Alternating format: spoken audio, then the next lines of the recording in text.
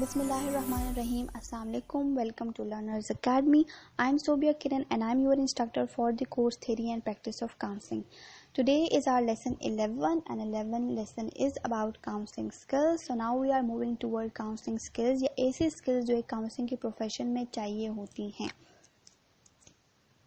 Counselling skills के अंदर the one most important skill is listening and showing understanding skills and these are the very central to building a quality relationship with client. ठीक है, counselling का पूरा profession या जो counselling का पूरा रिलेशनशिप है it consist of two relationship. एक क्लाइंट का काउंसलर के साथ किस तरह का रिलेशन है और दूसरा काउंसलर का क्लाइंट के साथ किस तरह का रिलेशन है.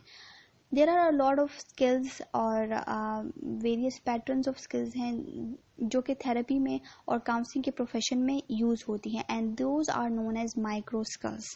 Micro skills basically observable actions होते हैं काउंसलर और थेरेपिस्ट के जो पॉजिटिव होते हैं और उन्हें एक सेशन में प्रैक्टिस करने होते हैं जो एक्टिव लिसनिंग में बहुत रिक्वायर होते हैं. ठीक है, सो माइक्रो स्किल्स जो डिफरेंट माइक्रो स्किल्स हैं they are describe in the following like attending skills, listening skills, basic listening sequence जिसे कहा जाता है, focus and selective attention, influencing skills, confrontation and challenging. ये वो सारी स्किल्स हैं जिनको हम इंशाल्लाह इस लेसन में और अपने आने वाले लेसन्स में कवर करेंगे in detail. So first skills पे हम बात करेंगे विच इज अटेंडिंग स्किल. इसमें non verbal and verbal behaviour दोनों आ जाता है. इसको हम डिटेल से देखते हैं. Attending skills basically compose of series of multiple skills. Okay, और ये एक ऐसी स्किल है जिसके बगैर रेपो बिल्ड करना इज इम्पॉसिबल.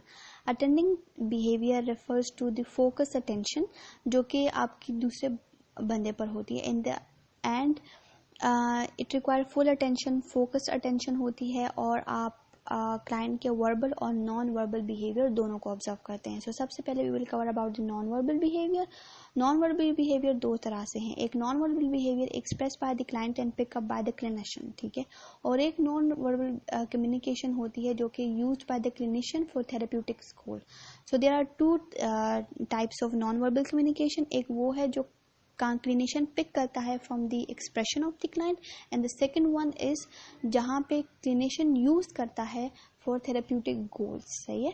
सो जो सबसे पहले जो मेटा कम्युनिकेशन के अंदर जो हमारे मेजर एरियाज हैं वो है body language and movement, paralinguistic, physical space and timings जो कि नॉन वर्बल बिहेवियर के अंदर ही आते हैं.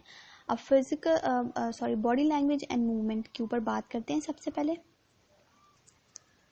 बॉडी मूवमेंट में कोई भी बॉडी पार्ट इन्वॉल्व हो सकता है जैसे हेड है, फेस है, आईज है, mouth, shoulder, arms, hands, legs, feet, कोई भी. ठीक है, अब उन मूवमेंट्स का क्लिनिशियन ने ऑब्जर्व करना है because it has their own meaning. So इसलिए उनको ऑब्जर्व करना बहुत ज़रूरी है. उसके लाइक मोटर मूवमेंट्स को ऑब्जर्व करना बहुत ज़रूरी है. क्या क्लाइंट एजिटेटेड तो नहीं है, क्लाइंट रेस्टलेस तो नहीं है, ये सारी चीज़ें बहुत ज़रूरी है. इसी लिहाज से फेशियल एक्सप्रेशंस को नोट करना, कहाँ पे किस बात को लेके मूड सैड हो रहा है और किस बात को लेके क्लाइंट इज़ कंफर्टेबल, तो ये सारी चीज़ें नोट डाउन करना बहुत इंपॉर्टेंट होती है. इसके अलावा जो आपकी मोटर मूवमेंट्स है, फेशियल एक्सप्रेशन है, उनको आप असेस करते हो in terms of their congruence with verbal content. जो क्लाइंट बोल रहा है उसके लिहाज से आप उसके मोटर मूवमेंट्स को, उसके फेशियल एक्सप्रेशन को असेस करते हो. फॉर एग्जांपल अगर क्लाइंट जो है वो आईज को अगर ले लेते हैं, क्लाइंट अगर आई कांटेक्ट मेंटेन नहीं कर रहा विच मीन्स कि वो अवॉइडेंस या विड्रॉवल शो कर रहा है. ठीक है, या वो अगर इधर उधर देख रहा है तो वो अवॉइडेंस को शो कर रहा है.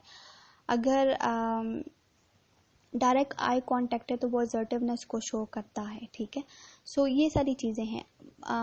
इसके अलावा अगर क्लाइंट के फेशियल एक्सप्रेशंस को आप देखते हो कि उसके क्या वो किस तरीके से हैं. ठीक है, इसके अलावा शोल्डर्स हैं, अगर श्रगिंग शोल्डर्स है तो वो अनसर्टेनिटी को शो करते हैं. अगर ओपन जेस्चर है तो वो ओपननेस टू डिस्क्लोजर को शो करता है. अगर क्रॉसिंग लेग क्रॉस है तो वो एंजाइटी या नर्वसनेस को कभी कभार शो करता है. बार बार क्रॉस और अनक्रॉस कर रहे हैं तो वो भी डिप्रेशन या एंजाइटी या नर्वसनेस को शो करते हैं. स्टिफ है तो कभी कभार वो रिप्रेस्ड एटीट्यूड को भी शो कर रहे होते हैं. ठीक है, बॉडी मूवमेंट्स जैसे कि अगर फॉरवर्ड है और आपकी तरफ आपकी बात सुन रहा है तो वो असर्टिवनेस या इंटरेस्ट को शो करते हैं. लेकिन अगर वो आपकी बात नहीं सुन रहा तो वो मे बी वो पीछे आराम से बैठा हुआ और वो ड्रॉवल शो कर रहे होते हैं. ठीक है, कुछ की हिबिचुअल मूवमेंट्स भी होती हैं, जैसे टैप करना या फिंगर्स को हिलाना या पाँव की कंटिन्यूसली मूवमेंट करना, ये हिबिचुअल मूवमेंट्स भी होती हैं. Then the next one is paralinguistic. आपके जो थेरेपिस्ट है वो अटेंड करता है कि आप कब बहुत आहिस्ता बोल रहे हो और कब बहुत तेज़ बोल रहे हो और कब नॉर्मल बोल रहे हो, किस कंटेंट पे या क्या बात हो रही थी कि क्लाइंट का वॉल्यूम चेंज हो गया.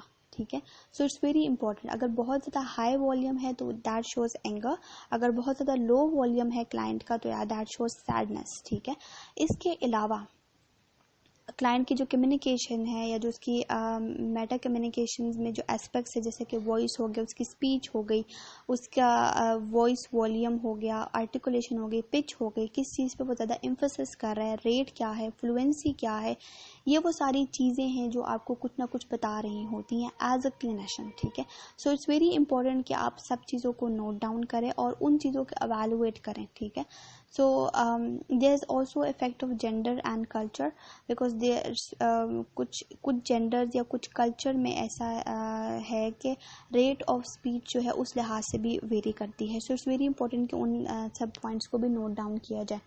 Use of pauses and silences, कहाँ पे क्लाइंट रुक रहा है किसी बात को लेके. ठीक है, और कहाँ पे वो पॉज ले रहा है और कहाँ पे वो बिल्कुल खामोश हो जाता है किस बात को लेके. तो इट्स वेरी इंपॉर्टेंट इंडिकेशंस कि क्लिनिशियन उन सब चीज़ों को पिक करे.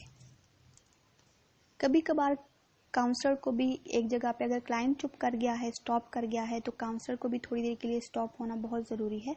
बिकॉज हो सकता है कि क्लाइंट उसी लिहाज से कोई और बात कहना चाह रहा हो और उसको थोड़ा सा टाइम चाहिए हो. तो इट्स गुड, और साइलेंस का गुड यूज़ करना क्लिनिशियन को आना चाहिए. ठीक है, this is the end of our 11th lecture. Thank you so much.